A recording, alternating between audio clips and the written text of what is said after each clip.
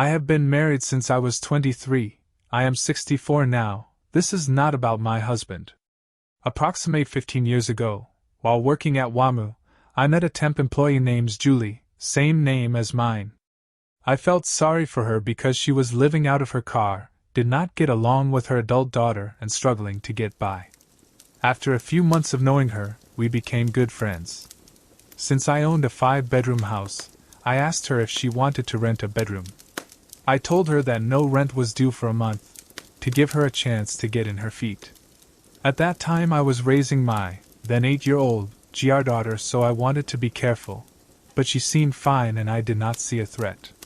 Little did I know that she was crazy. Within a week her behavior became bizarre, sneaking out of the house at all hours for God knows what. Later I found out it was drugs. She started yelling at my GR daughter if she knocked on her bedroom door, or got in her way for anything. The scary part was that she was pitting my husband and I against each other, and caused huge fights. She became a terror and my husband was about to pack up and leave. He had enough of her, and I was out of my mind with concern over what monster I had let in my house. I went to work and talked to my boss about her, and asked what I should do. We had a conference call with my manager, who told me to get her out immediately before she established residency, which she had by that time. I asked Julie to leave anyway, hoping she would leave with no problem. I asked my daughter and her husband to come over, as a witness, so this girl could not accuse us of anything. She left that day, and I know I was lucky that she left. However, the terror did not stop there. She proceeded to call me constantly at home. She threatened to destroy me, my house and anything she could get her hands on. She stalked me at work, calling me from other offices, would not leave me alone. After complaining about her to my boss again, he contacted HR and we had another conference call with the manager, who turned it over to HR. She, Julie, was fired. She was walked out the door by security. To make matters worse, Julie knew I had a gorgeous Doberman that I loved. I went home one day and the dog was dead. Since that time, I will never ever let another stranger, good friend, neighbor or person, who claims to be in need, live with me. I have let my son move in temporarily, but that is different. I feel very lucky that it turned out the way it did, and not worse. She was crazy. This happened almost 9 years ago. We recently shifted to a housing colony which was near a highway. A peculiar thing about this area was that during summer season, truck would often hit the electricity pole which was fixed near the road. As a result, we often had to spend night without electricity. It was one such night I was lying on my bed scrolling Facebook when suddenly there was a power cut. I opened my window and switched off the light to save extra load on inverter. It was really hot and I couldn't sleep, so I kept myself busy on my phone when I smelled a very strong but good perfume pass through me. I could also feel some kind of cold wind passing with the perfume. I was very surprised, but I didn't pay much attention to it. It lingered in my room for a few minutes and then faded away. After half an hour again I felt same cold wind blowing near me, but this time there was no smell of perfume. I got some relief from the heat and I started to sleep. After 15 to 20 minutes I felt my bed shaking a little, like someone sat on my bed. I was sure it was my mother, and without even turning back to see who it was, I shifted a little to give her space to sleep. After a few minutes I felt a nudge on my back, so I simply asked my mom without turning over whether she wanted something. There was no reply. This time I turned over to ask her again, and to my horror there was nobody. A chill feeling ran down my spine. My body felt numb and my heartbeat was racing. I could actually feel the presence of someone lying next to me. I was about to scream and run from my room when suddenly an advice from a ghost hunting show struck me. Never show that you are sacred. Although I was sacred to death, I got some courage and calmed myself down and started watching some videos on phone to divert my mind. Suddenly I felt a cold, heavy hand on my body. It started stroking my back. I was terrified. I felt that I will die of heart failure. My whole body was trembling with fear, but I stayed quiet just because of that advice. Slowly, the stroking on my back got intense. I felt someone rubbing my neck too. I felt it was going to kill me. I started praying to God, but nothing happened. I could still feel the hand on my back. After some time the stroking on my back stopped by itself, but I could still feel its presence on my bed. I kept myself calm, kept my mind occupied by thinking about other stuffs, and after some time I felt the presence was gone. Next morning I told my mother everything. She kept some holy books in my room. From that day till today I sleep with lights on. Do wishes come true? I heard someone say. I had just finished washing the dishes in the kitchen. I went to put the dishes away, and again I heard the same words. Do wishes come true? I looked around to see a young girl in a fluffy little top and jeans with huge holes. She dug her hand right into one of her pockets and pulled out a button, placing it in my hand. That was my mother's. That is all I have left of her. She turned and walked away. I tried to pull her back with my energy, but it did not work. I heard someone else say, "Turn around," to the young girl. She stopped for a moment, turned back towards where I was standing and said, "I have to come back." "Who said that you had to come back?" I asked. "Does it matter?" she said quite quickly. "Nothing matters." She stood in front of me. I looked at the button. Holding my hand out to her, she took it from me and said, "I really did not mean to give it to you, but I did not know what else to do. Sometimes you have to let go, don't you? And I didn't want to let go."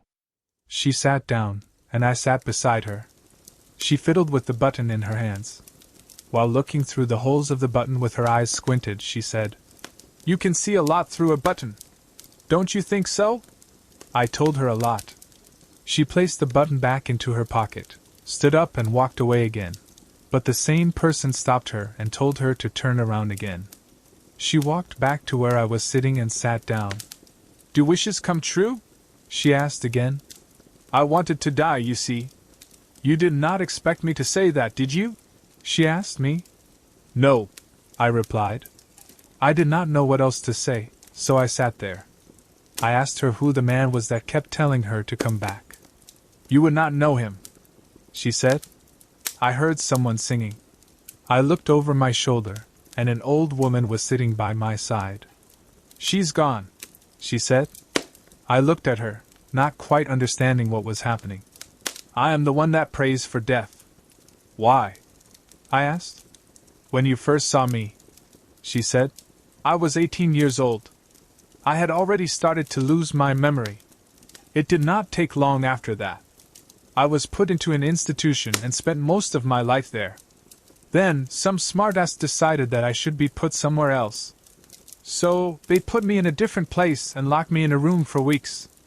It does not matter anymore. I do not spend much time there. I am between worlds, as you say. I will tell you so that you will understand. I do not live in either world. I live mostly in the other world. My body cries out for death. Do you understand?"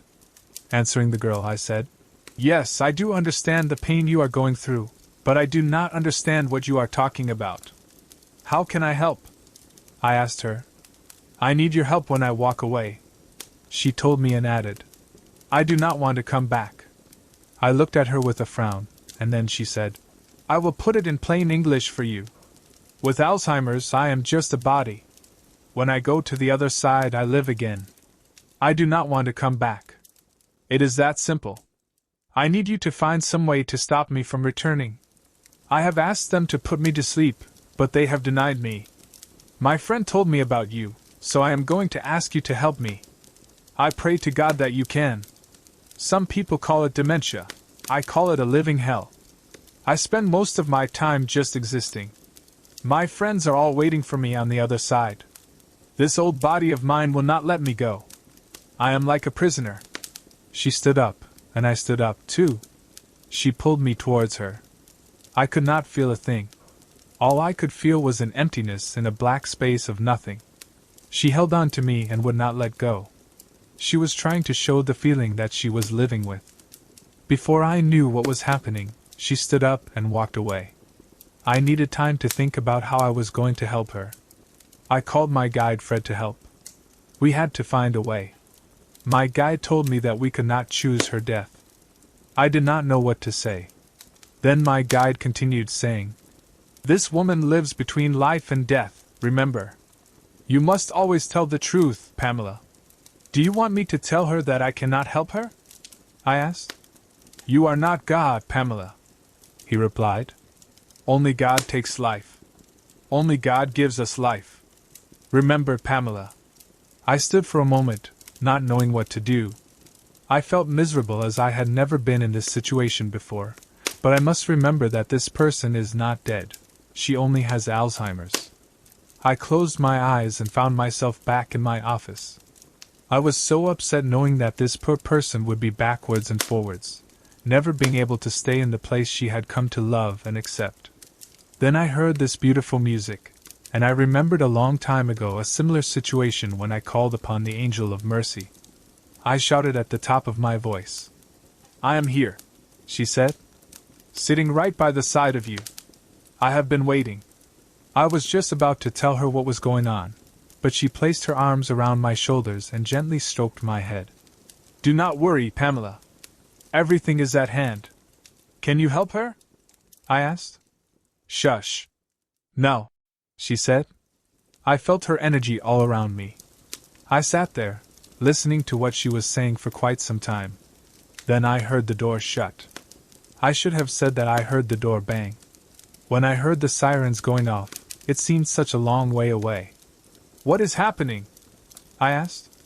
"Shush now, just listen." I smelled smoke, and then I saw her again lying in bed. She turned around and looked at me, saying, "I knew you would find a way." I shouted, trying to tell her I had nothing to do with it. "Too late," I heard someone else say. "Too late." I was with her, walking across to the other side. I believe she found her own way. I do know that she is happy now because all afternoon, she would pop her head around my door and tap on anything that she could to get my attention. "Wishes do come true, don't they?" she shouted to me, and then she was gone. I was in a really bad way in my life.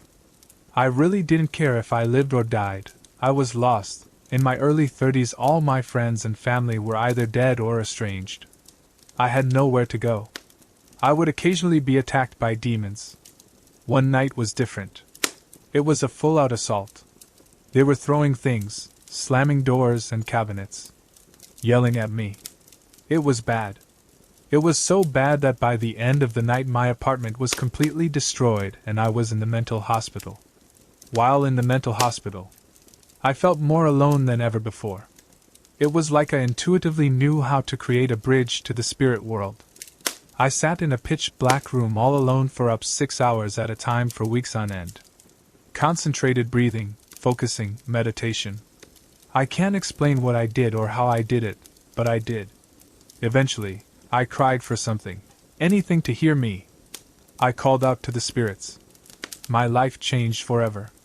Everything looked different. The world was suddenly tinted. I seen colored light emanating from everything. Objects were levitating. I could the metaphysical nature of everything. At a certain point I knew I was dealing with pure evil. This was several years ago. I have a horror story for every day of my life since.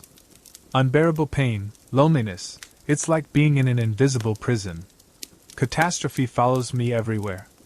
When I do sleep, which is not often, my spirit descends into hell where I am then tortured by demons. The worst part might be the voices. They never shut up. 24 hours a day.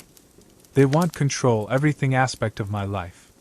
If I do something they don't like, they hurt me. Bad. Don't play with spirits. This is not a game.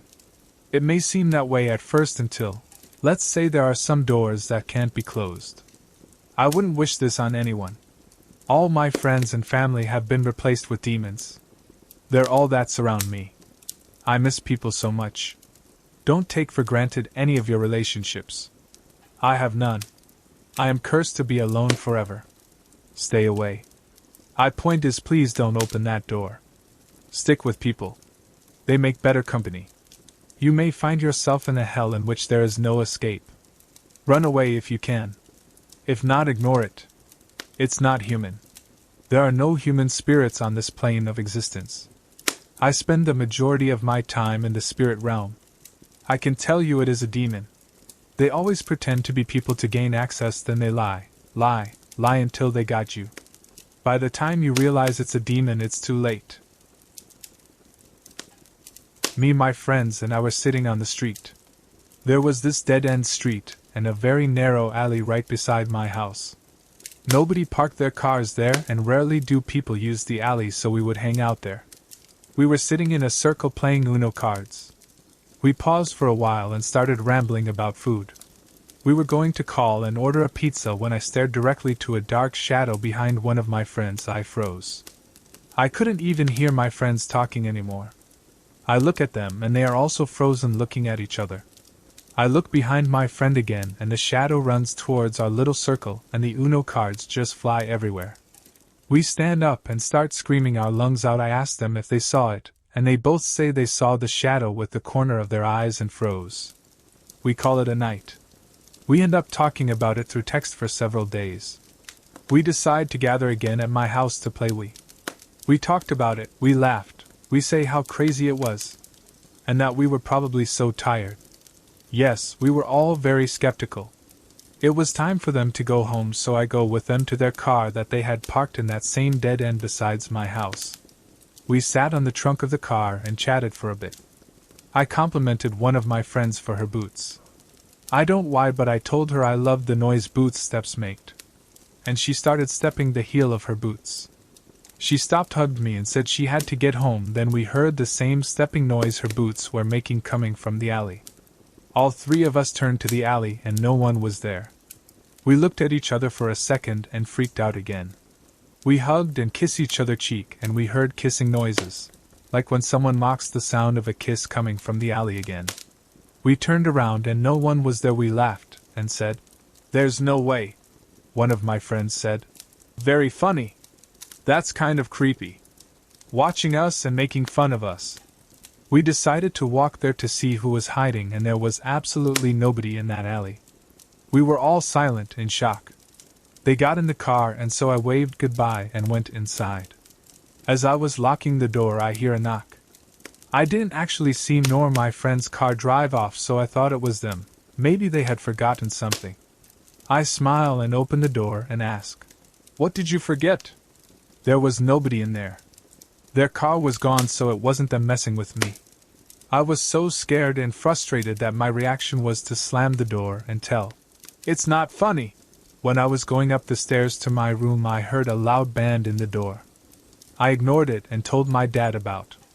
He spent a good 30 minutes outside in the porch. He circled the house, fed the dog, went to the alley, came back in and said that nobody seemed to around, that it was probably the dog, our dog that was in the backyard.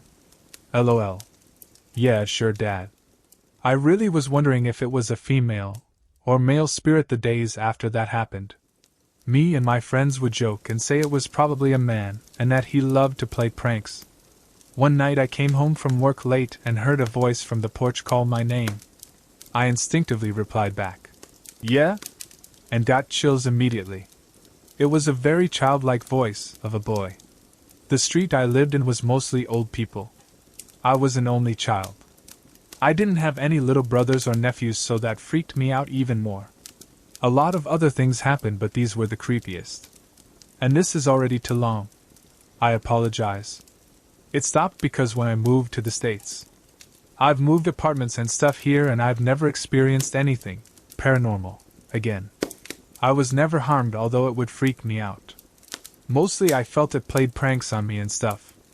A year into the haunting, I ended up sharing those encounters with the old lady that lives in front of my house, and she told me everyone called it the haunted dead end. It was something everyone knew about, and that I shouldn't be scared.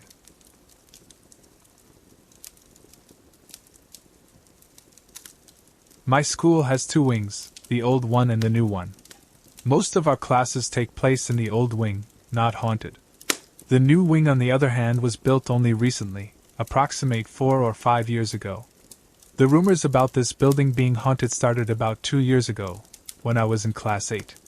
It started with just the music room, when the choir started to claim that they could hear someone playing the harmonium and the tabla while the room was locked. Most of us thought it was them trying to be funny, and the rumors were soon quelled. But then an empty coffin was discovered hidden behind the bamboo grove in the new wing. This was the first time the rumors started to turn into something much more real. I still didn't quite believe it, as it was later discovered that coffin was a mere 6 foot by 3 foot wooden box. But soon after something happened that made me feel the terror too. One fine day, my best friend and I were going to the sports room to get our PE teacher. She, best friend, made some joke about a girl dancing in the music room and we laughed it off. We went to the PE room, where we didn't find the teacher. But something terrifying happened on our way back. We heard the tapping of feet and the sound of gungrus. It's a kind of anklet worn on the feet by Indian classical dancers. It makes a maraca-like sound when the feet are moved from inside the locked music room. This too just after my friend had joked about a dancing girl not more than 5 minutes ago. We lost our shit right there, and ran for our lives. And that's when I believed it. My friend and I were so scared we never talked about it again. Then came the summer vacation, which is when another interesting event happened. The school caught fire. But not the whole of it, only a specific part of the new wing. But this incident was soon brushed off by the staff as it hadn't caused much destruction. 46 days later the school reopened and some daredevil kids decided to explore the area which had been affected by the fire. What they found put the whole school in a frenzy. You'd expect the place to have totally burned down. Surprisingly, the area looked totally unscathed, except for one heavily charred door. I think I should first describe the location and setting of this area before delving into the rest of the story. It looked something like this. Only the corridor wasn't as long and extended on both sides. This was located just one flight of stairs above the music room. Guys who had decided to explore the area felt an irresistible urge to walk towards the burnt door. It was as if someone was holding the soles of their shoes and making them walk towards it. I know this because I felt it too when it was my turn to explore. What they found inside the classroom that the burnt door led to was even more astonishing. All the benches in the class were uncharred and intact. On the teacher's table they found some unnamed assignments, but when the date was checked, they all said April 23, 1984. Now, this wouldn't be really creepy if you didn't know the year of founding of my school, which was somewhere around 1994, i.e. 10 years after the assignment dates. So where did these assignments come from? Also, they looked old enough to be from 1984, so there wasn't a question of someone putting them there as a prank.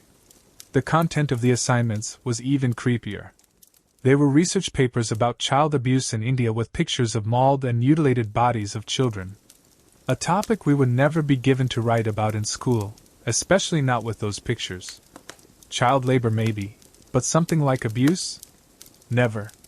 Then they noticed the clocks on the walls, all of them, in each and every classroom was set to the time 3:30, and when one of the guys checked his watch, it showed 3:30 a.m. Now, obviously the guy could have changed the timing on his watch to prank his friends, cause this only happened twice or thrice with other children, all of whom could have been lying. But it still doesn't explain why they could never reset their watches after. By the time the guys left the new wing, they were all scared to hell. One of the guys even fainted. The other two had high fever and had to be sent home. Fast forward 3 months. Almost all of us had been to the haunted area and felt most of the above things. My scouting group even saw the water cooler start up on its own. Another one of my friends accidentally got locked in one of the classrooms and could only come out after half an hour of banging on the door and yelling helplessly. By this time, most of the teachers and staff knew about this too. Soon after, all our fears were confirmed when school authority prohibited us from going to that area. A guard stood at the entrance at all times. We weren't even allowed to the music and sports room without a teacher. This continued for a few months before the students lost their interest, and no one really cared about it anymore. The paranormal activity didn't stop, but it didn't really harm anyone. The school started using the area for storage soon enough. My school is haunted till date. The area still has supernatural presence. The dancing in the music room continues.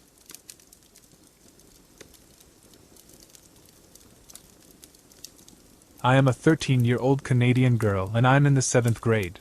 And this is kinda what a horror movie could be based off.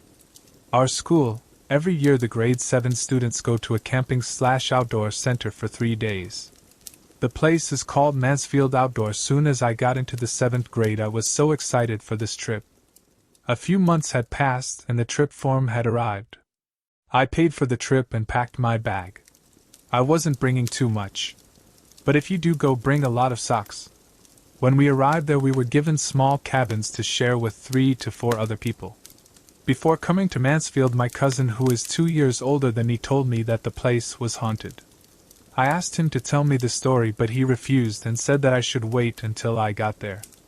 The first day was fine, we got used to the food there, and it was fine until the night. So in the evening we went for a walk and we had a campfire. We begged the instructors to tell us the story as we roasted marshmallows. They told us to wait until the next night. That morning a few of my friends told me some part of the story. They said that there was a cabin on the boys' side. Cabin 10.5, which was haunted and abandoned. But my fiends didn't know what it was haunted by or the reason. They also said a kid who was in cabin 10, which is attached to cabin 10.5, got sick for absolutely no reason after he saw a T-shape on his porch made with bricks.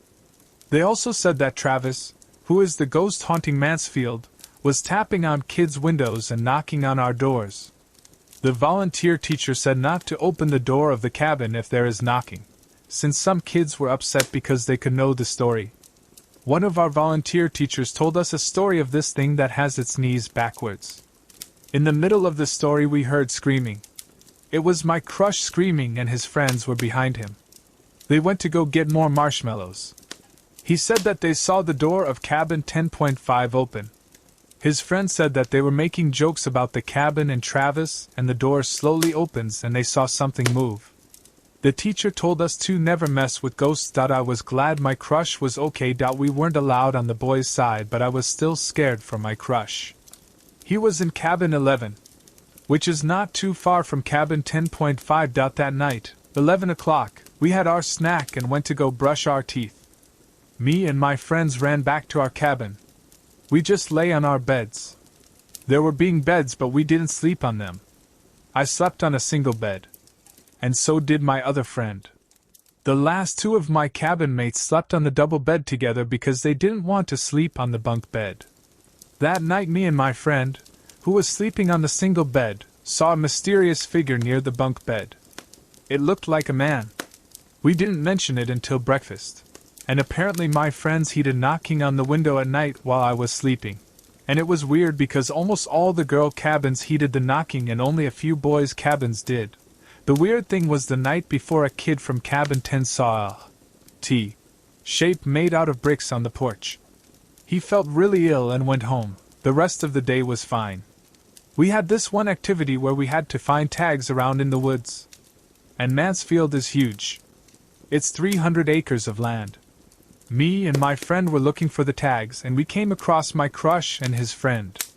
And they had the same map as us. So we helped them find some and they helped us. And when we went into this weird mysterious part in the woods, I saw the same tall figure I saw the night before. I told my friends and only my cabin mate recognized it. We all ran away. And I tripped and fell and my crush helped me up. This was our last night at Mansfield. After dinner we played some games. After that they told us the story. They said whoever didn't want hear it could go into the cafeteria. Here's the story. In brief, 2 brothers owned Mansfield. One wanted to sell Mansfield because there was so much land. And the other one, Travis, wanted to have families and schools to come and have fun. So one night when a group of boys came, Travis put them in cabin 10.5. His plan was to sneakily at night take a child to his secret hideout in the woods. You see, he was planning this for a while, as prank to scare everyone of Mansfield. So at night he took a boy and they were walking up the steep hills. The boy pushed Travis down and ran. He was screaming and woke up the staff. The staff called his parents and apologized. The thing is that Travis didn't come back. When they called the parents of the boy, they couldn't come and pick him up that night. So he had to stay the night. That same night, The boy saw bloody handprints on the window and knocking at his door. The next morning the boy was gone, but on his bed was a T shape made with bricks. That night as we were walking back, we saw a fifth shadow. There were only the four of us though.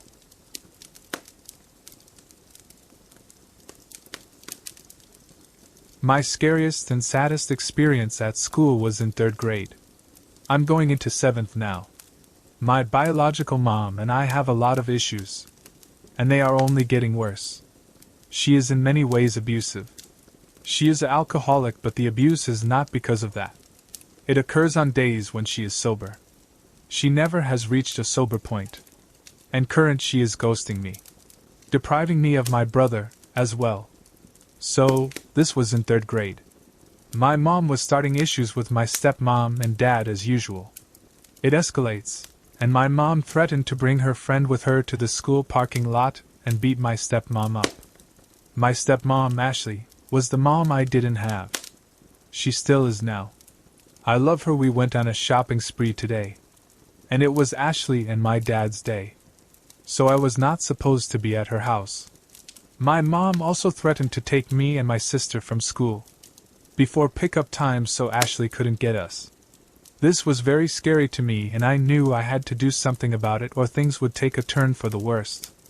So I sat in class, and my witty brain that doesn't want to work in math class had a genius idea.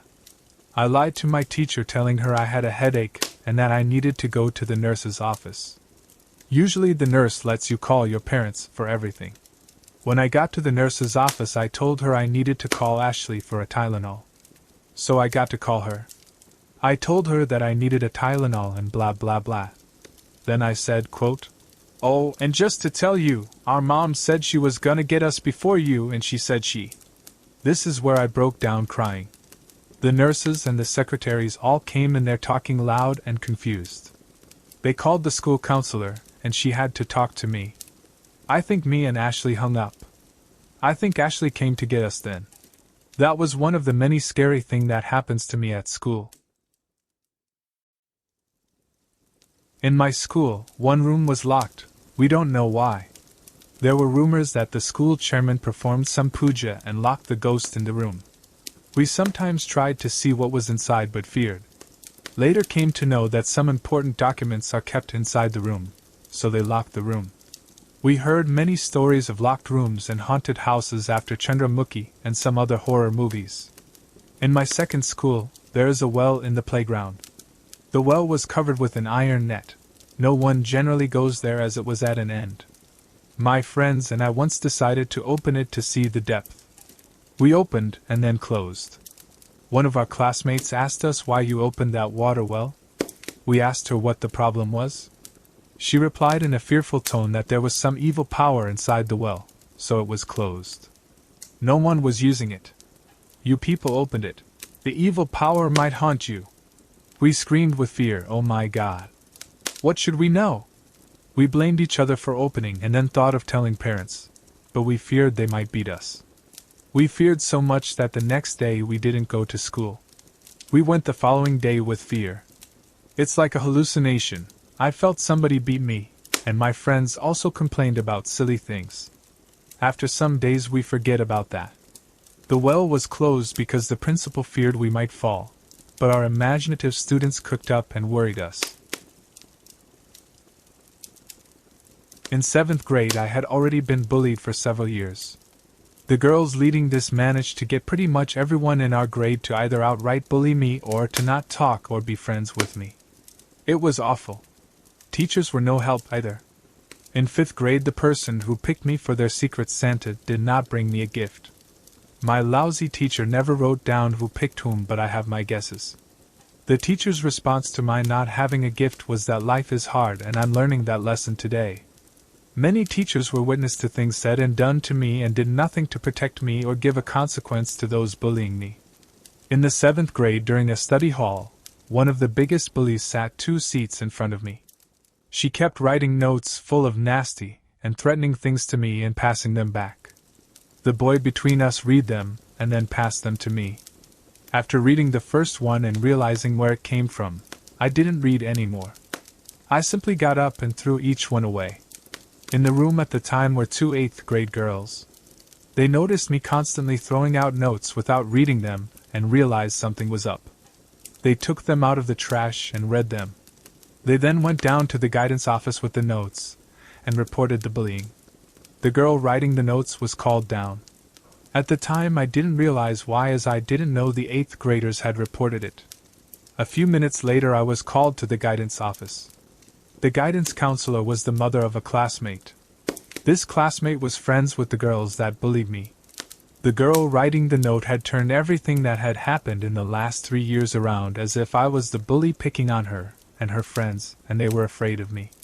The guidance counselor would not even give me a chance to talk. She just told me that I was a cruel, mean person and that I was in the wrong, and if I kept it up I would have punishments. I walked out, went back to the classroom and got the boy that sat between us. Last-ditch effort. In the hall I told him what was going down, told him I wasn't asking him to be my friend and I knew we weren't friends. I was just hoping that he would tell the truth about what he knew. That's it, just tell the truth to the guidance counselor. Much to my amazement, he agreed to tell the truth. He went back to the office with me and told her exactly what he knew and what happened in study hall. That I didn't write any notes, and that the girl that had been bullying me wrote them. The guidance counselor told me that I convinced him to lie for me and that made me the worst person she knew.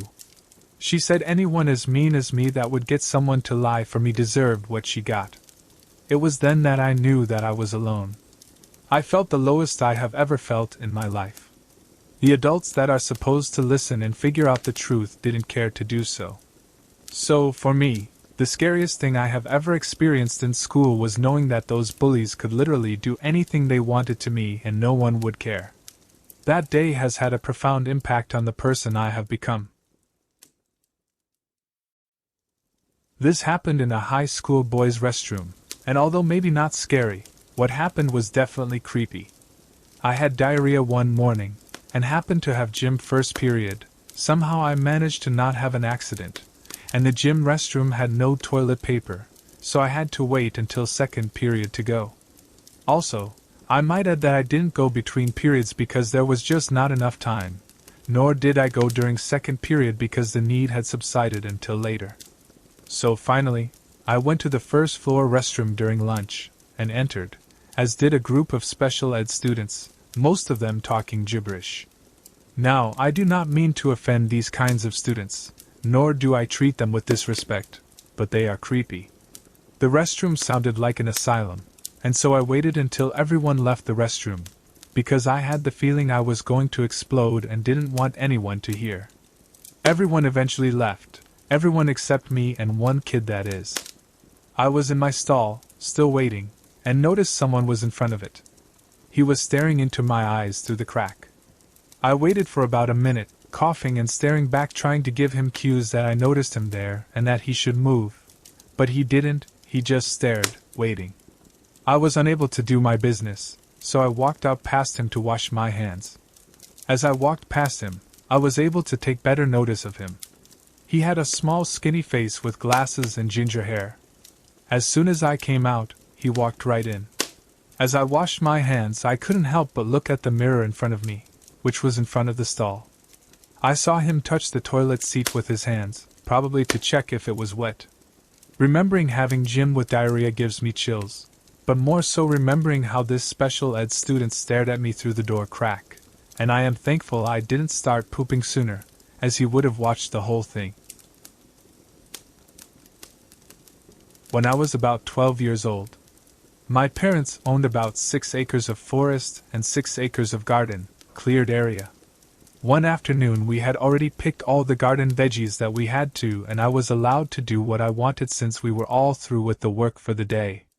I proceeded to take a walk down into the forest. There was a clearing of some sort that my dad had made to drive down into the forest, but it could only be accessed by a 4-wheel drive since there were lots of little stumps and bushes. This forest was pretty much untouched woods. We had previously had to bury my little pet Chihuahua due to her getting very sick and passing away some weeks before this particular day, and I wanted to visit her grave.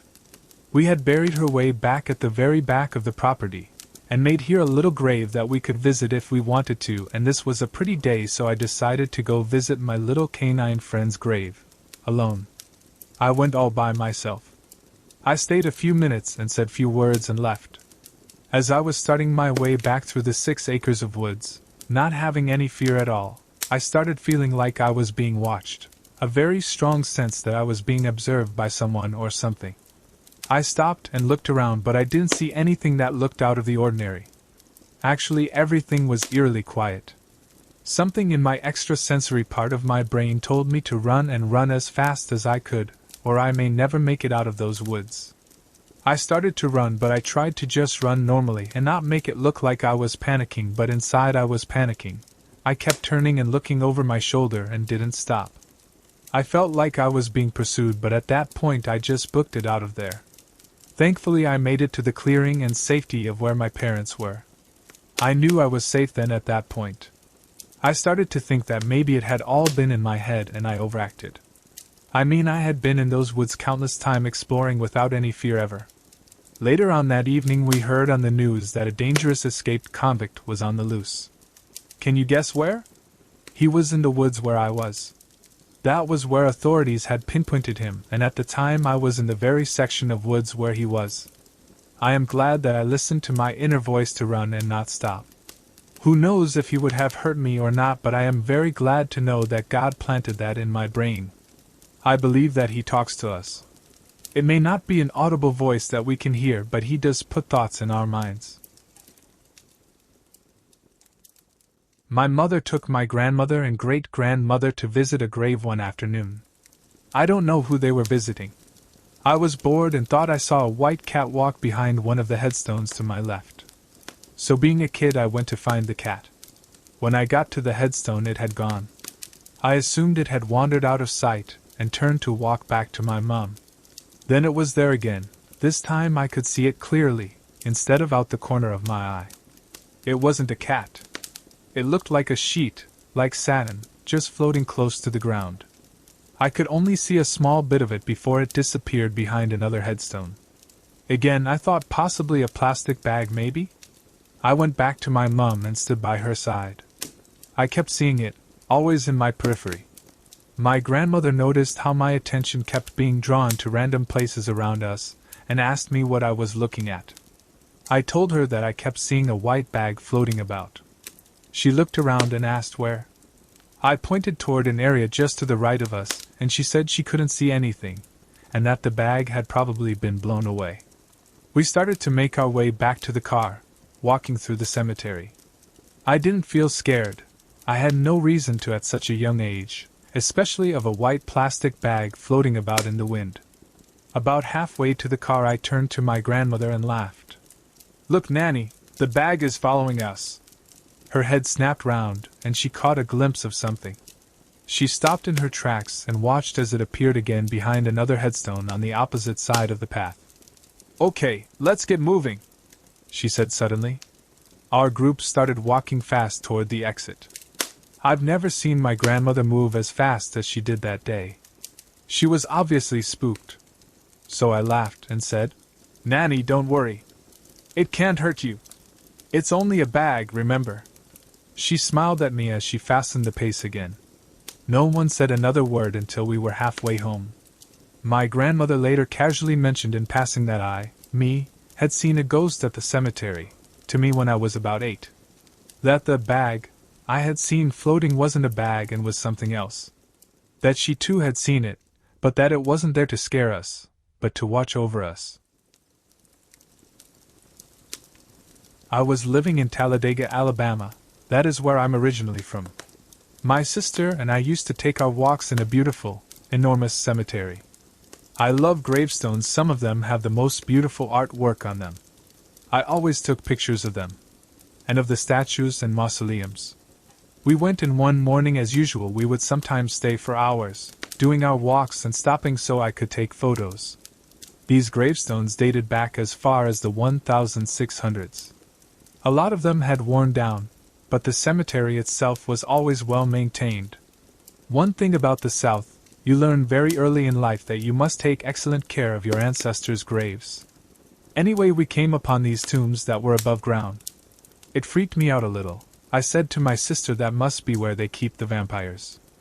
I photographed them, and we went on our way. Before I go on, I want you to know I would never disrespect the dead. Not with things I experience. We got to the Civil War section. A woman kind of appeared out of nowhere. At this point we had been all over the cemetery more than once. We never saw this woman on our walk. I started to take photos of the Civil War stones. Me being who I am said, "Now you guys don't have to get up. I just want to take some pictures. I have learned a spirit can follow you home." The woman was just standing by, walking around a little. But when I said that, the expression on her face changed. I took my photos and we headed back to the car. It was getting late. There was a caretaker who locked the gates at dusk. Then it occurred to us the woman was nowhere in sight. There were no other cars there except ours. We were far from the gate, so she couldn't have walked to the gate. We would have seen her. I drove around the cemetery a couple of times but never saw her. We had to leave. He was ready to close the gates. As we were leaving, we told him a lady may still be in there. He never found her. We never saw her again. On a very sad note, we walked into a gated family gravesite. Every member of that family died within a couple of years, if not months, of each other. The 4 children died first, then the husband, and shortly after the wife. It was dated in the 1700s. They all died within 2 years. It was very sad. It didn't tell how they died, maybe cholera or maybe during the French and Indian Wars. That one freaked me out a little, because of the brass tombs on top of the ground, and the woman. We didn't see her before I took the pictures of those tombs. Have a blessed night. My cousins owned a funeral home in Minnesota, and when my family and I went to visit them, they gave us a tour of the funeral parlor, an area they did the embalming. It was fascinating to me, and that's when I decided I wanted to be a cosmetologist that worked on the deceased. No complaints. But that's another story. This was in the 70s, and we were all very young, so that evening my 3 cousins, sister, brother, and I wanted to play hide and go seek, and I suggested we play it in the basement where the mortuary was, and they agreed. Really what I wanted to do was to investigate more and nose around, but I was afraid to ask them to let me do that, so I was being sneaky. While they were hiding, I was busy looking at all the interesting objects that were on shelves, and I was a little nervous but continued my sneaky investigation. I could hear my cousins and brother and sister giggling and talking in hushed tones because we were playing hide and go seek. It got very quiet, and I could hear my older cousin counting. After he found everyone, including me, it was the next cousin's turn, and it was the same thing. I was wandering around looking at this and that. This is when I heard a soft whimpering and tap tap tap. I thought, well, there's 6 of us down here, it must be one of them. It wasn't me. So I followed the noises, and it led me to the area where the caskets were stored. They were set up really nice because they were for sale, and I heard the whimpering and tap tap tap coming from one of them. There was no way I was going to open the closed casket, so I went and retrieved my cousins, and they could not open it, so they had to get their dad, and he came down and opened it. And it was one of the neighbor kids that had heard us playing, and even though none of us knew she was joining in, she decided to and crawled inside the casket and accidentally locked herself in. She said she was afraid she would get in trouble, so she was in there a while. We all got in trouble for farting around in the funeral home, and we were banned from there. I had no idea caskets had a locking mechanism, but I am sure there's a reason for everything. My parents still talk about the time Lisa got locked in the casket, and I have corrected them so many times that I just let it go now and let them think it was me. Some things are not worth arguing about. It was the winter of 2016, and a 16-year-old and my family were going to a town named Court to attend my cousin's wedding. We reached our destination at around 10 p.m., and despite the warnings from the elderly in our family, we requested our cousin's ancestral home, which was located in the middle of their coffee plantations, for our stay. This place had an eerie past.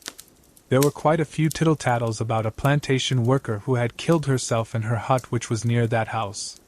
She killed herself because of her partner's infidelity, leaving behind her newborn baby. During her death ceremony, The people present in the house were rattled by the screams of her baby, and when they rushed into her hut to check what was happening, they saw a black shadowy figure sitting and crying near the baby. The figure disappeared once they arrived, and the baby had apparently stopped its cries when the shadowy figure disappeared. My family, being firm non-believers of supernatural entities, heeded no attention to their warnings and insisted on staying at that house. The house had enough space to accommodate us, as it had 3 bedrooms and a big hall. After discussions on where and how we all slept, I was asked to sleep on the couch in the hall, to which I obliged, but little did I know what was about to happen later that night. The clock ticked 12 o'clock, and I was still rolling from one side to another to find a comfortable position to doze off after the tiring 10-hour journey I had that day. The couch was too cramped for my 5 feet 10 frame, and to my surprise, my aunt, who was lying on the couch beside me, was also not asleep. This was a pleasant surprise for me, as I was already spooked by the stories I had heard earlier about that place, and her being awake meant I need not be awake alone. We started speaking on general stuff, and in no time the clock chimed, as the time was 12:30 already. It was at this point I heard the growling sound of a woman, and the sound seemed to be coming from somewhere far away. It was just constant growling with no apparent words, and just the thought of that sound gives chills down my spine even now. At first, I thought I was just hallucinating, but looking at the pale face of my aunt, I figured out I was not the only one hearing the sound. Our chit-chat stopped, and we were keenly focusing on what that sound was and from where it was coming. The sound stopped after 10 odd minutes, and the relief was pretty clear on our faces. We smiled at each other only to hear that sound again, but this time even closer and louder than before. We were dumbstruck, and not knowing what to do, we shut our eyes in fear. The sound kept coming closer and closer, and suddenly stopped once again. Hoping that whatever was making the sound had left, I opened my eyes only to hear it again, but now right above me from the terrace of the house. The growling slowly moved from the terrace to the bedroom on my right, and then near the house door. Through a transparent glass window covered with a screen near the door, I was able to see a shadowy woman-like figure.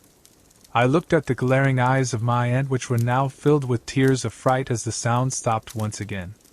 With both of us hoping for the emotional torture we were facing to end, there was a power failure, and the night lamp that was glowing until then stopped glowing, thus filling the room with darkness. In that dimness, I heard the growl right next to my head. That was the last thing I remembered when I woke up the next day, wishing it was nothing but a nightmare. I went and spoke to my aunt, who confirmed that it was not a nightmare but something that happened for real. No one from my family believed us when we explained what had happened the night before, except for my grandmother. She had experienced something even more frightening. In November 2013, my mom had a hysterectomy. I stayed with her. It was in the same clinic where she works as a doctor. Because of this, she was given a master suite. The perks of being a doctor: this means that her bed and the couch where I was going to sleep were separated by a door at a 2 meters distance. Anyway, her surgery took a little longer than expected and started late, so by the time she woke up, was taken to the room, and it was just the 2 of us. It was like 10 p.m. I decided to take a quick shower while she watched some TV and tried to go back to sleep. 2 minutes after I get in the shower, I heard 3 light knocks on the door. I yell, "Give me a minute," and hurried the fuck up to finish my shower. I thought it was a doctor or a nurse. 1 minute later, another 3 knocks on the door, this time louder. Once again I yell, "Give me a minute," by now in kinda worried because maybe something happened with Mom while I was in the shower. As I'm drying myself and putting on clothes, I heard 3 really loud knocks on the door, almost like someone was trying to take down the door.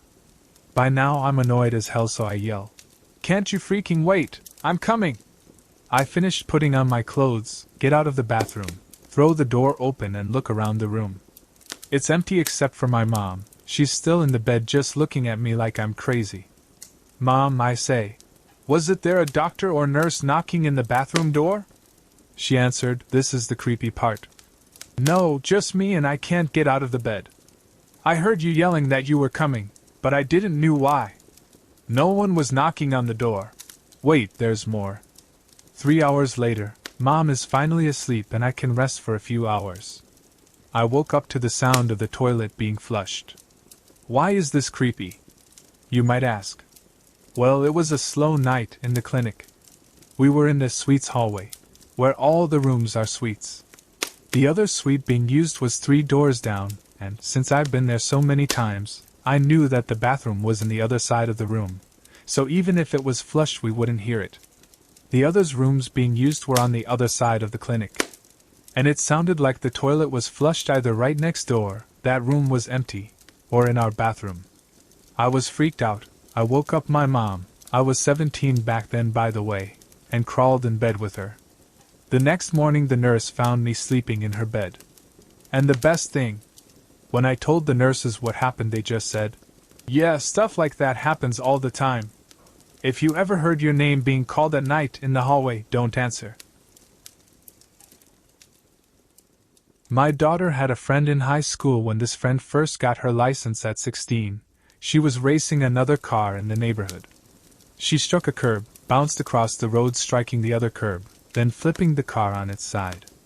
As the car slid down the center median on its side, it struck a tree across the windshield, killing her and the other girl riding in the front seat.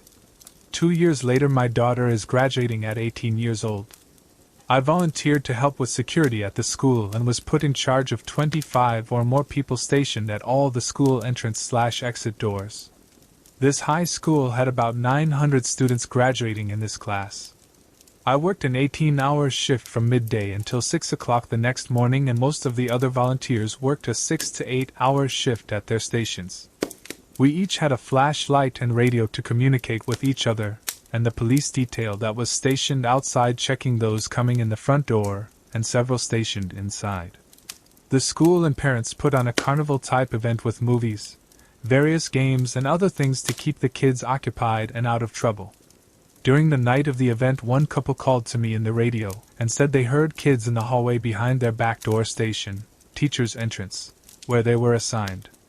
They were stationed on the 2nd floor near a bay window overlooking the teacher's parking lot, where they could see the entire parking lot and who was walking by or in, and let the couple in the 1st floor know that someone was coming to the door.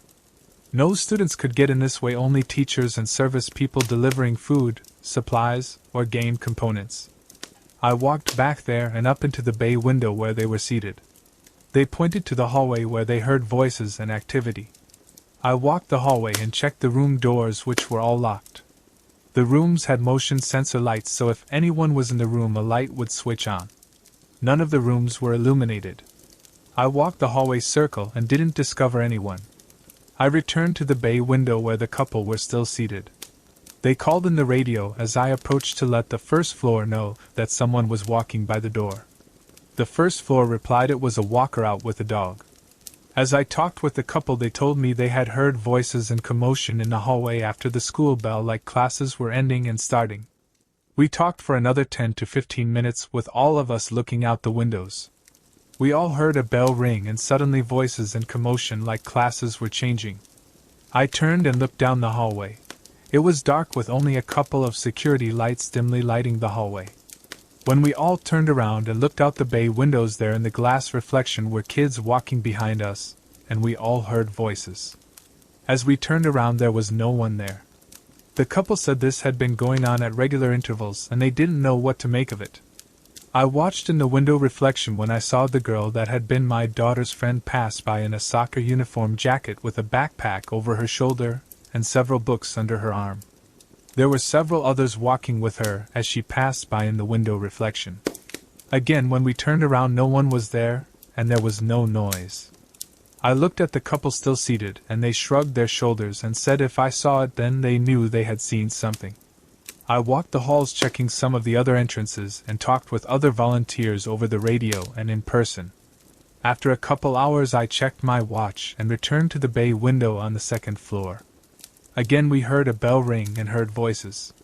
In the window reflection we again saw students walking behind us and heard voices. Once again in the window reflection I noticed the soccer player dressed the same walking by talking with a dark-haired girl whom I recognized from pictures posted in the newspaper as the girl that had been riding in the front seat with her when the accident had occurred. Looking down the hallway, there was no noise or anyone there. Hey there! I'm new but putting my all into sharing real horror stories. Your support is my motivation. Please like, share, and subscribe to my channel. Your comments mean the world to me. Let's make this journey together. We bought a home built in the 1890s in 1999, in a small town, which was becoming a suburb of a bigger city, about a half an hour from where we worked. It was in rough shape inside, but the house was structurally good. It had originally been a school. We also bought it for a great, meaning low, price. The previous owner was an elderly woman with dementia, and the woman's daughter was her power of attorney. The daughter forced the old lady to sell. We heard, from our realtor, that this old lady was imagining all sorts of things and it was unsafe for her to live alone. Her daughter said her mother was imagining footsteps, rocks being thrown on the roof, and other sounds. The elderly lady also, in lipstick, had written aneurysm and death on the wall of a second-floor bedroom. We had to wallpaper that room. The elderly lady's husband had died of that illness in that room. The daughter had reasons to be concerned. It was a small house with 3 bedrooms and a bathroom. The bathroom had been built onto an outer wall of the first floor, at a later time. The 1 bedroom was on the first floor. The other 2 large bedrooms were in what would have been the attic. The second-floor rooms had slanted walls from the roof line and a tiny closet in each room. You had to walk through 1 bedroom into the other. We thought it would be a great kids' space. It could be a playroom, and the girls could share the bedroom. One night, after we moved in, a doll that talked with batteries began talking late at night. I took the batteries out, and as I walked down the stairs the doll made static noises. I thought maybe it still had some battery charge, so I took the doll and put it in the garage. The garage was not attached to the house. The girls no longer played with this doll, so I threw it in the dumpster the next day. It was odd, but I could find a reason for this doll's odd activity, yet it still gave me the creeps. We thought we'd fix this house up and sell it or rent it at a later time. We still lived at our previous place at first. Each night we'd go to the house after work, and we ripped out the old flooring and began to paint and wallpaper walls in this house. We then had to replace areas of rotted, old termite-damaged plaster. We found a woman's button-up shoe and glass bottles in the wall, behind rotted plaster, from when the house was built. The shoe was molded from moisture in the house. The bottles just seemed freaky. They were old medical bottles, so I threw them all away. I can't fully explain the feelings that I felt when touching these objects. The bottles felt warm in my hand. An old newspaper was wrapped around these objects, and much of it had crumbled into dust. It was a bizarre experience. A week after we found these items, odd stuff began to happen. It was weird. I always felt like someone was watching me. So did a few other people. This included an electrician who checked the wiring, the pest, insect inspector, my mom, 2 friends, and my older daughter. One night my daughter and I were there painting around 11 and we heard footsteps upstairs. We knew no one was there and we immediately left. The next day when my husband came back all the lights were on. It was dark when we left. Our cat and dog then started to huddle in a corner and whimper in the house, so we no longer brought them. One night we were painting the kitchen, and when my daughter and I were ready to leave I couldn't find my car keys. They were on my work lanyard and I had tossed them on the kitchen counter. My teenage daughter had watched me put the keys there. My house keys were on another keychain and were still in my purse. I just couldn't find the lanyard. It was a long cord necklace with a work ID and my car key fob on it. It was just crazy. Fortunately we hadn't locked the car. There was no furniture in the house yet, and a strong smell of paint in the house. My daughter and I slept in my car in the driveway that night. The next morning we found the lanyard. It was on the floor of the kitchen. It was just strange. I didn't go back to the house for a few weeks after this incident. My husband was sure we had just missed seeing the lanyard on the floor because we'd painted late in the evening and were tired. I am positive that it wasn't on the floor that night. This was a relatively large object. We had changed the locks and one day we came and all the light bulbs had been loosened in their ceiling outlets. There was no reason that could happen, yet we then replaced the ceiling light fixtures. We next had an electrician check the wiring and it was fine. Yet, the electrician thought someone was right behind him and called his name while he was working in the cellar. I was upstairs and no one else was in the home. One day we came and the kitchen cabinets were all open. They actually had a snap lock. Another time we heard rocks tossed on the roof. There were no rocks or people nearby. The insect guy who came to spray also heard his name called out in the cellar. He refused to come back. Many other unexplainable things also occurred. A friend, who helped my husband carpet the second floor, saw a face in a mirror. He was an Air Force captain and he'd been in war, yet it really freaked him out. My husband always found excuses. After we moved in, more things like the doll incident occurred. My mom thought she saw a figure in the heat grating on the floor. It had old hot water boiler heat that rose through grates in the floor. My nephew, at a family picnic in the yard, went into the house to use the restroom. He was alone in the house and saw a figure at the top of the stairs. My mom thought it was the same dark figure that she had seen. One morning we found a knife on the floor about 6 feet away from the drawer that it was in. This may all have been collective imagination, but this was the most frightening experiences of my life. We lived there a year. We then rented it and had trouble keeping renters. We eventually sold it. Now it's gone and it's a parking lot. I think this house needed to be destroyed. It was 1972 June. Life was so much simpler. I would often say I can't wait for the good old days. Little did I know those days were the good old days. I was 18 years old. My child and I lived with my parents temporarily. I usually walked several blocks to my oldest sister's apartment. She had 7 young children. I helped her cook, babysit, bathe, clean her children, and whatever was necessary to keep things go smoothly. One night I left my sister's apartment about 9 p.m. I took the shortcut home through a dark alley. I came up from the street headed towards the back of my house. A fence separated my family's house from a fisherman's house which was facing the street. As I walked, I scanned my surroundings. I saw something very unusual. A huge figure was leaning against my uncle or aunt fence, I'm guessing a half block away. I was afraid. I tried to figure out which way to run, back the way I came or to my house. Suddenly, I decided to run towards my house. I have a feeling it wasn't going to matter which direction to run. By the time I made it to the fence, it was already there and waiting on me. It's a wonder I didn't go into shock. I called it the Death Angel. This thing was huge. It was completely black, in fact so black you could see his outline.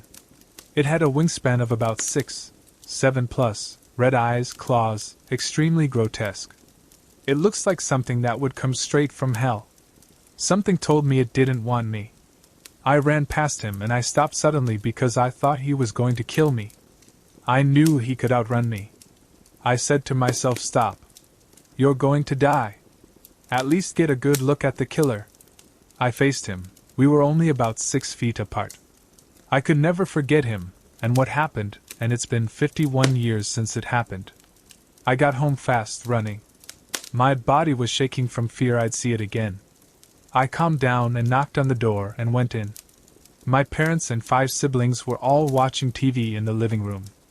My mom told me when I see, hear, sense etc. things to not tell anyone. So I didn't tell anyone. My family always laughed at me. It hurt because I didn't know how to cope with my experiences. Furthermore, no one who believed me and supported me. My mom and I were alike, but she's secretive about it. Plus, she refused to talk to me about it. After I walked into the living room, I pretended everything was normal. I was still trying to decode what, when, happened and why.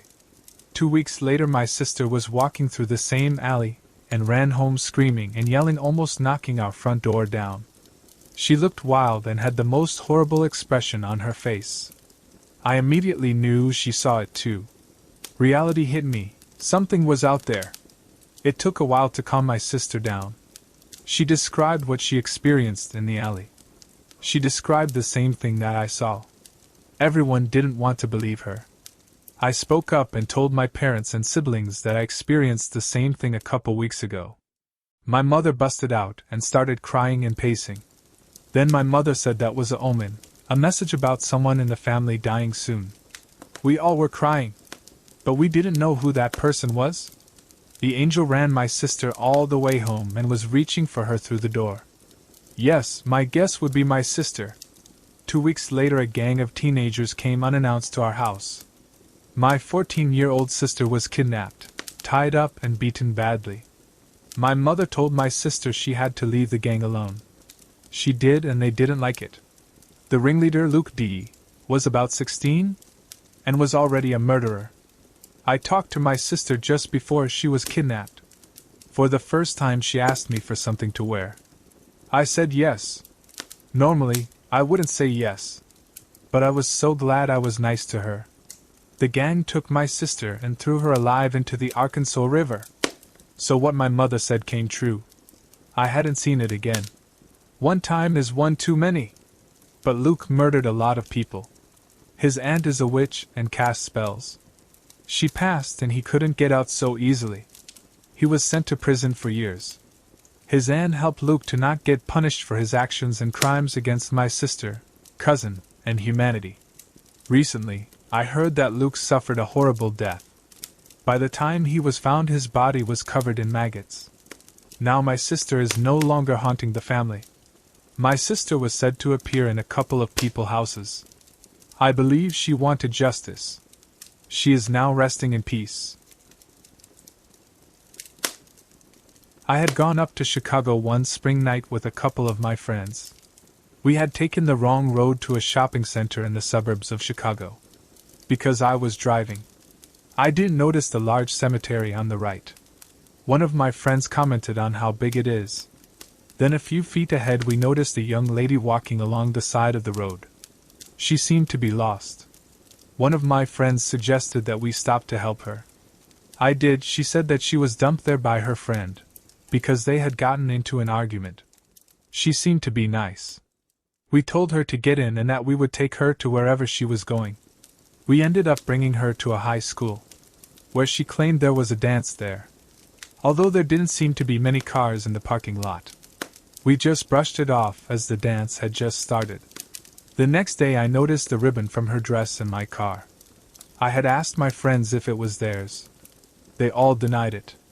I went back up to the suburb of Chicago. It was a small town, so it didn't take me long to find the house that she had lived in. After I had rung the doorbell, an older lady had answered the door. I had asked her if she had a daughter named Mary. She replied yes, that she did, but that it has been 20 years ago that she had died in a bad car accident on her way to the school dance. That she is buried at the resection cemetery. I told her that my friends and I had given her a ride to the school dance yesterday. I showed her the ribbon.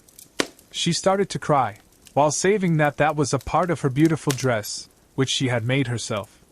She continued to say that I wasn't the first person to experience seeing her and giving her a ride.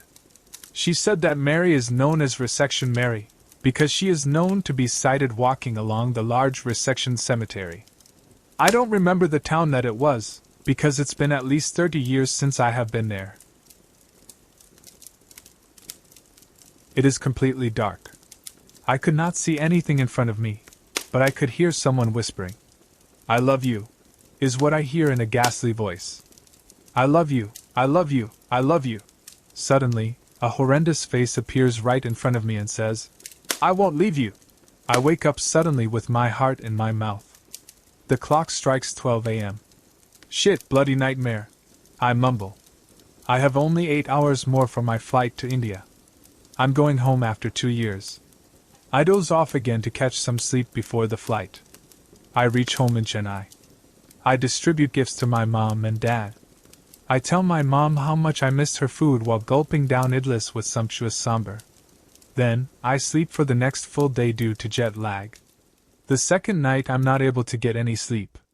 So, I just keep browsing through TV channels, occasionally stopping by to watch a few good old songs. Suddenly everything goes blank. The lights are switched off, TV is switched off, it is completely dark with only the screeching sound of the fan. I let out a mild cry of fright. My mom comes out of her room with the help of light from her mobile. "Mom, there is some ghost here." Suddenly everything went off, I proclaim. She smiles and says, "Son, this is Tamil Nadu in India, and it is just a usual power cut," and suggests going to the terrace for some time to get some air.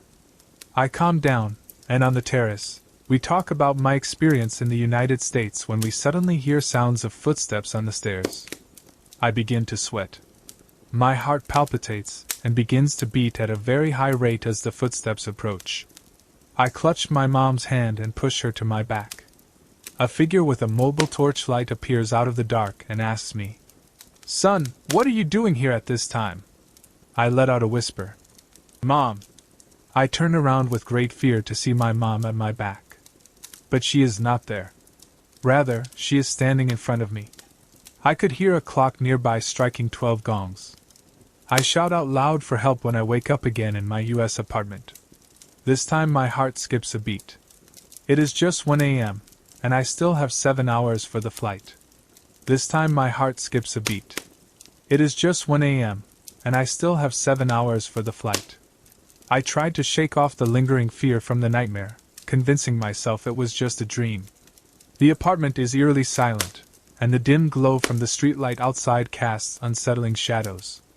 As I get up to grab a glass of water, I notice a peculiar stillness in the air. The usual hum of appliances is absent, leaving an unsettling silence. I glance at my phone to check for the time, but the screen remains blank, reflecting nothing but my own apprehensive expression. Unable to shake off the feeling of being watched, I cautiously make my way to the window. The city below is wrapped in an unnatural darkness, devoid of the usual signs of life.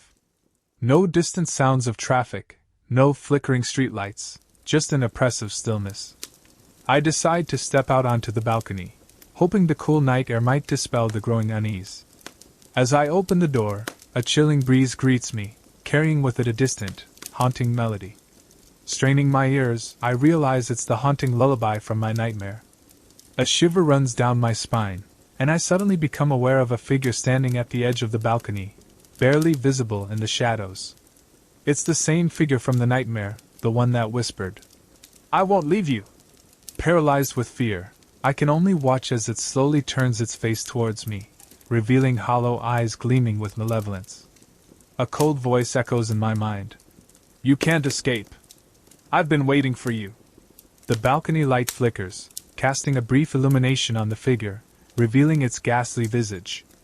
It's a distorted version of myself, a sinister doppelganger. Panic sets in as I realize I'm trapped in a waking nightmare. Desperation takes over, and I bolt towards the door, slamming it shut behind me. The apartment is now plunged into complete darkness. I fumble for my phone, praying for its glow to pierce the obscurity. As the screen flickers to life, I see a message that sends chills down my spine. "You can't escape what's already here." The walls seem to close in as malevolent whispers surround me. Each passing second feels like an eternity, and I can't shake the feeling that something sinister is closing in. With trembling hands, I gather my belongings, my mind racing with thoughts of the flight and the safety it might bring. The once familiar space has transformed into a suffocating labyrinth, and I navigate it with trepidation. As I reach the front door, a guttural growl resonates through the apartment. I hesitate, my hand inches away from the doorknob. The voice from the nightmare whispers, "You can't leave. I am part of you now." About a year ago, my husband had to go on a business trip and was away for one night. He would be coming back the next morning at about 6 a.m.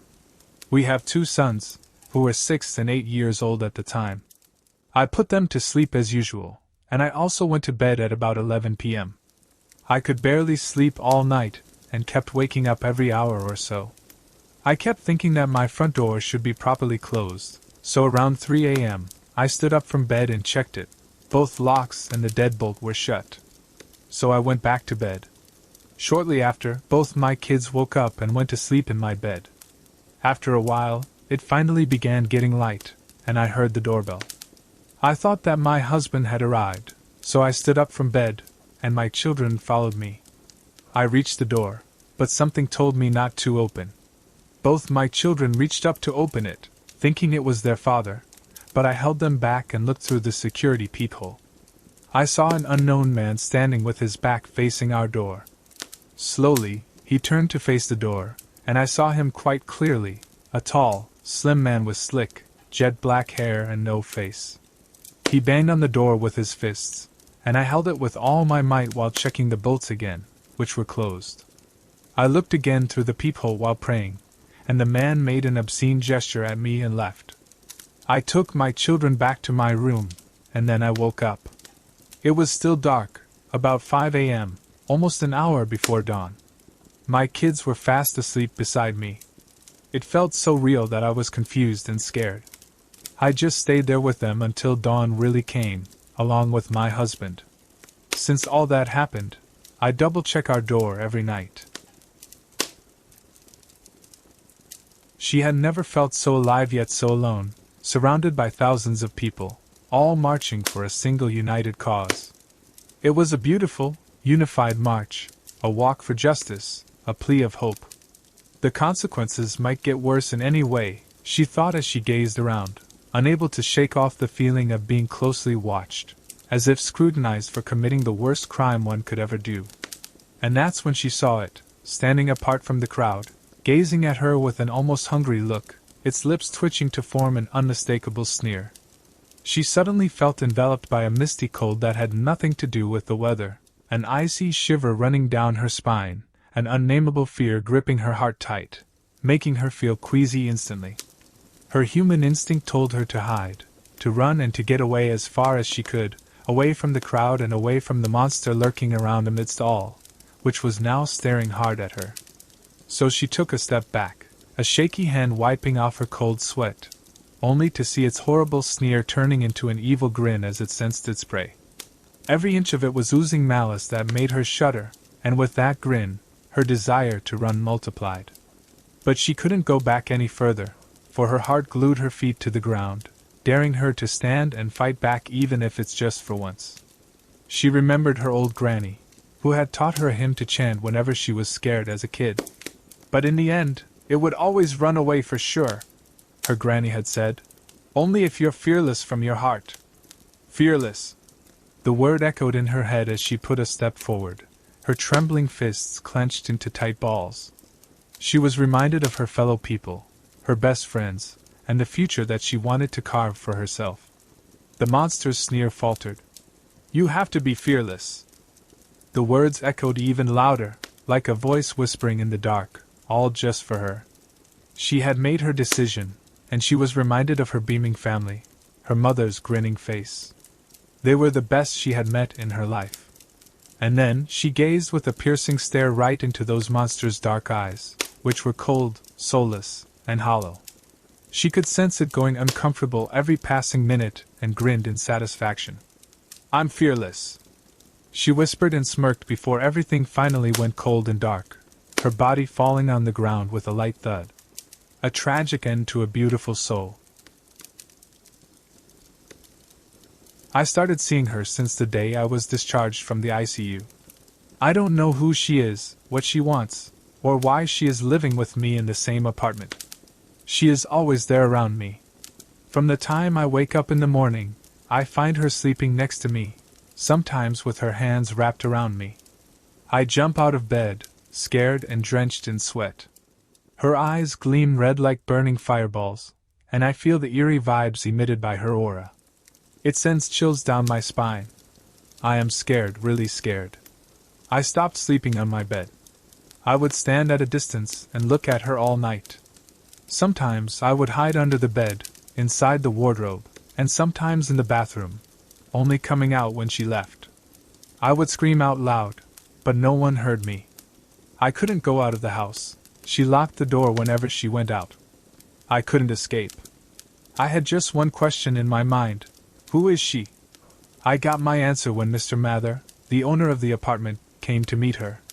She said that she wanted to vacate the house as soon as possible. She felt an eerie presence around her, as if someone else was living in the house. She could feel him sleeping on the bed beside her and hear creepy, unearthly voices coming from under the bed and from the wardrobe. She told Mr. Mather that she hadn't slept for nights. Her eyes were still sore and red. He never told her about the previous renter who died in an accident. I kept standing by their side, listening to the entire conversation. My hands were cold, and my feet were shivering. I finally decided to vacate the house. I wasn't a renter anymore. Amy and I rented a room when we graduated from university. It was a cheap room. There was only an upper and lower bed, both small and old, obviously stolen from a certain school. Amy was not used to sleeping in the upper bed, so I let her take the lower one. We were good friends, after all. We didn't care too much about the bad condition of our living space, as long as we had a place to sleep after returning from work. That was okay. You know, recently, thousands of undergraduates have been rushing to cities to find jobs. We were one of them. During the 2 years, life was hard. Our bosses were caring to us because we were just two common undergraduates. Amy's boss was even more caring. She couldn't come back before 12 o'clock. I was often awakened by the sound when Amy came back, but I got used to it. Later, I couldn't even fall asleep without her sound. She often went to meet her boyfriend, but she would come back within 3 days because she had to work, or her boss would fire her. But this time, she hasn't come back for 1 week. What happened to her? Why didn't she contact me? I began to worry about her. She always came back within 3 days. I sent messages to her, but received no reply. I called her, but couldn't get through. Tonight, just as I was falling asleep, the sound of a text message woke me up. Was it hers? I couldn't wait to open it. It was hers, but it only read, "Good friends, back to back." I frowned and sighed deeply. Was she playing games with me? Angrily, I dialed her number, but only heard, "The number you dialed couldn't be reached. Please try again later." I had no idea. So I sent a message to her, "Where are you recently? Did you get fired by your boss?" Later, I got a reply. But it was the same sentence, "Good friends, back to back." I was too tired to play games. So I silenced my cell phone to sleep. I fell asleep soon, but suddenly I opened my eyes. The blue lights of my cell phone were shining like an uneasy eye. It was Amy. I thought she must have something important to tell me. I got up right away, but she just repeated, "Good friends, back to back." I was frightened by that sound. Amy was a quiet girl. She had never been that naughty to play games with me. I was lost in my thoughts. Suddenly she cried hysterically, "Good friends, back to back." I was really scared, and my cell phone fell to the ground. I climbed down from my upper bed to pick up my cell phone. Amy didn't call anymore. But what just happened? I trembled and dared not to call again. That sound was frightening. I couldn't imagine that Amy should. At this time, I felt a droplet fall on my neck. It was a kind of black, pasty liquid. What's more, the bedsheet was full of this kind of black, pasty, mysterious liquid. Panic filled my heart, and I couldn't even breathe. I turned my head up to see what was on my bed. It was just a simple bed. Every day I slept on the upper but never took notice of the back of my bed. Amy's widely open eyes, half-opened lips filled my eyes. Her legs and arms were firmly nailed under my bed. Meanwhile, another black liquid dropped from one of the nails onto my cell phone's screen. The screen lightened again, "Good friends, back to back." My friends and I have always loved adventure. However, there are times when we let our curiosity lead us into situations we probably shouldn't have, like meddling with spirits or exploring places we should avoid. One such adventure I remember vividly was our visit to a famous underground dark tunnel known for its ghostly reputation. I was accompanied by 3 friends when we decided to embark on this daring journey, choosing to go at midnight to make it even more interesting. Upon reaching the tunnel's entrance, we checked if all our instruments were functioning properly and made sure to have backups. Finally, we entered. 4 of us had torches. 2 were shining them forward, while the others illuminated the walls. The tunnel's walls were covered with mysterious and unknown carvings. As we ventured further, We saw what appeared to be nails scratching the walls, sending shivers down our spines. After nearly an hour of exploration, we reached the end of the tunnel. Surprisingly, nothing extraordinary had happened as we expected. However, my attention was drawn to something on one of the walls, eyes or something I couldn't identify. It felt like it was watching us, but I chose to ignore it. Soon after, we stumbled upon carcasses and skulls, and suddenly, our torches went off, plunging us into darkness. Panic set in, but after several attempts, one of the torches flickered back on, providing us with just enough light to find our way out. As we made our way back, we heard scratching on the walls. When I directed my torch towards it, the message "Don't look back" appeared. Without a second thought, we decided to leave that eerie place. With only one functioning torch, I took the lead to guide us out. To ensure our safety, we formed a human chain, holding hands and singing as we walked. Finally, after an hour-long journey, I saw the opening of the tunnel, faintly lit by the moon. I assured my friends that we had made it out alive, and we rejoiced. Still holding hands, I looked back, only to realize that I was alone. It was late November, the final weekend of the hunting season, and a few centimeters of snow had blanketed the landscape overnight. The whole crew had split up, combing the property to flush out deer hiding under evergreens or other cover. Eager to impress the seasoned hunters at camp, I ventured out early, turning off my safety and moving stealthily through the snowy terrain. Approaching a patch of junipers and pines that seemed like an ideal hiding spot for a large deer, I proceeded cautiously. Suddenly, a deafening rustle to my right startled me, and a colossal doe emerged from beneath the pine tree, nearly knocking me over in its desperate escape. My adrenaline surged, hands shaking, but I was too wired to take a shot. Determined, I decided to follow the deer's trail, oblivious to the fact that pursuing a four-legged creature through challenging terrain was a risky endeavor. My eyes fixed on the ground, tracking the prints through prickly ash and over rocks, I was on a mission to bag my first kill. As I pressed on, the trail seemed to play tricks on me, reminiscent of a gambler's false hope. Every encounter with deer droppings or urine fueled my belief that I was closing in, even though the deer had traversed vast distances in mere moments. Time slipped away, and my sense of direction faded. A sudden panic gripped me when I consulted my GPS/radio, revealing a disorienting red arrow in the middle of nowhere. Anxiety set in as I contemplated the cold, the isolation, and the potential danger of black bears in the wilderness. Attempting to contact my dad, I found myself in a dead zone with no service. Desperation led me to backtrack, retracing my steps through the fading tracks in the snow.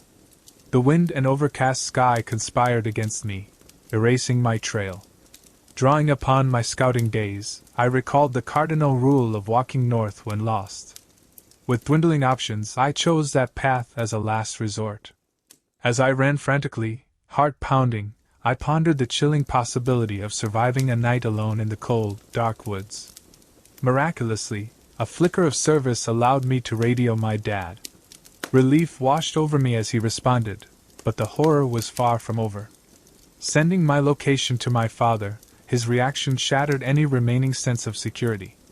"Holy shit! How did you end up on the neighbor's land?" Though I eventually returned home safe, the eerie realization that I had strayed onto unfamiliar territory lingered. The haunting experience left an indelible mark, ensuring I would never chase a deer again, haunted by the sinister unknown that lurked in the depths of the wilderness.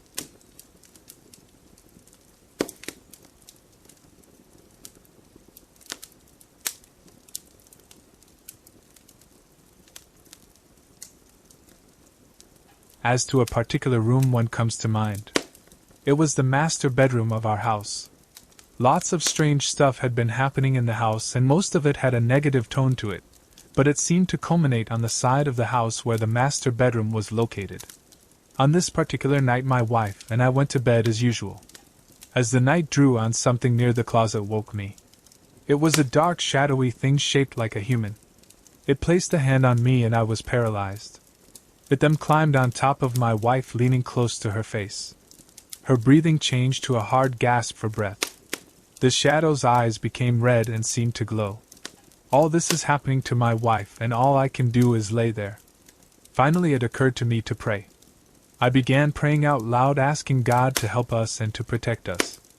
Once I started praying, the shadow slowly started to back away and faded back into the closet. My wife and I immediately went back to sleep as one would if they just suffered a trauma and was completely exhausted. The next morning we were sitting together having coffee when my wife told me she had a strange dream and began telling me about the night before. Midway through her telling me, I stopped her and finished her story.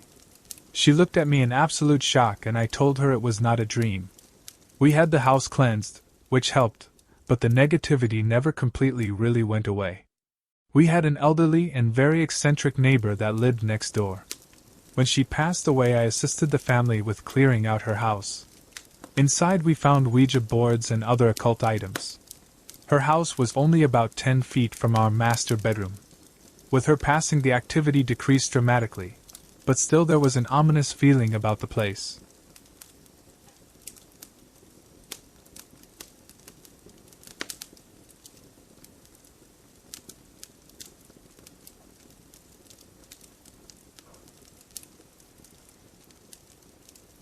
A few years ago, I was hiking in the woods in Vermont's Northeast Kingdom when I ran across what looked like an abandoned house. I love finding places just like this to explore, so I obviously was very curious about the house's content. There was a pathway to the house made of stones that had been covered with weeds and various other vegetation. The house was surrounded by overgrown grass and tree limbs that had fallen, making it difficult to get to the porch. The front porch was small and made of bricks that had a layer of moss grown all over it. It was obvious that no one had been there in many years. The front door was intact and locked from the inside. I didn't see any broken windows that I could fit through, and the windows on the front of the house were covered in a thick layer of dust and dirt, so I couldn't see inside. I checked if the windows would open, but I suppose the wood had warped and swelled, so none of them would open. I gave up on getting inside the house and settled for walking around the back side of the house to explore the grounds around the house instead. When I made my way to the back side of the house, I found a window that was a bit less dirty, and was able to peek inside. I couldn't see much. What I did see was an area rug, and what looked like a small table beside the window. I decided to check the back door, on the off chance that it would open and I could find out what exactly was in this mysterious house. Lo and behold, the back door was locked as well, but when I gave it a slight push I could feel the frame was loose and weak. It didn't take much force to push the door open, breaking the frame. Yes, I know this is considered breaking and entering, but as I said above, it was obvious no one had been there in many years, and I have a fascination with such places. I couldn't just walk away without knowing what was inside. What I saw once inside completely took my breath away. I was standing in a kitchen, complete with dirty dishes in the sink, a drain board with old cups and glasses turned upside down from being washed but covered in a very thick layer of dust. There was a small kitchen table with drinking glasses on it, and a newspaper that dated back to June of 1959. The cabinets were stocked with dishes, and there was a tall pantry that contained various jars of preserves and fruits and veggies that had obviously been canned by hand. Everything was covered in dust. I continued to walk through the house and found each room I entered to be completely furnished and covered in dust and dirt. There were spider webs through the entire house, as well as signs of rodent activity. There was dresser drawers with clothes that had been chewed and nested in by what I assumed were mice. In the closet hung clothes that had begun to deteriorate and had holes from insects. Upon further inspection of a child's dress that I found, it seemed that the clothes were handmade. There were 2 bedrooms, one of which was obviously a room for children, with 2 twin beds that were perfectly made up. The bedding was in very poor condition but seemed to be hand-stitched also. Same thing in the other room, only it contained just 1 larger bed rather than 2. The cabinet in the bathroom had a few toiletries, a straight-edge razor, as well as towels that were neatly folded but had now become nests for small animals. At this point I was very creeped out, and began feeling as if I was being watched. I decided it was time to leave this strange house that appeared to be stuck in time. As I walked through the short hallway that led back into the living room area, I decided to see what kind of pictures were hanging on the walls. I wiped some of the dust off one of the pictures hanging near the doorway of what appeared to be the parents' bedroom and discovered it was a photo of a wedding. The photo was very faded and appeared to have some type of mildew growing behind the glass. I decided to take a moment to check out a few more pictures in the frames that hung throughout the home. Most were of scenery or various still life subjects. I found another photo hanging in the living room near the front door. This one was of the entire family. It was in worse condition than the previous photo, but I could clearly make out a man, a woman holding what appeared to be a very small infant, and two children sitting on the floor at their feet. I found this very odd as I hadn't seen any signs of an infant anywhere in the home. I don't know what could have possibly become of this family that lived in the house. Did they leave for work and school and never made it home? Did they decide to take off and leave all their worldly possessions behind? Why? What happened to the infant in the family photo? To this day I have many questions that I have no clue how to find answers to. I stumbled upon a home that day, not a house. That was a family's home that they lived in, experienced life in, and mysteriously disappeared from. I've never been back, and never intend to. Just thinking about that place creeps me out. It was as if this family had no clue they'd never return to their home the day they last walked out the front door.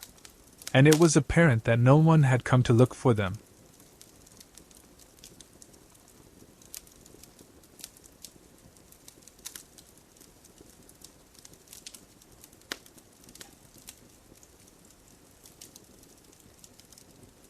I am the middle child of 3 brothers.